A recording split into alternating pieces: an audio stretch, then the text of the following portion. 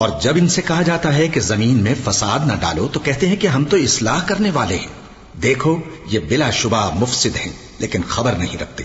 اور جب ان سے کہا جاتا ہے کہ جس طرح اور لوگ ایمان لے آئے تم بھی ایمان لے آؤ تو کہتے ہیں بھلا جس طرح بے وقوف ایمان لے آئے ہیں اسی طرح ہم بھی ایمان لے آئیں۔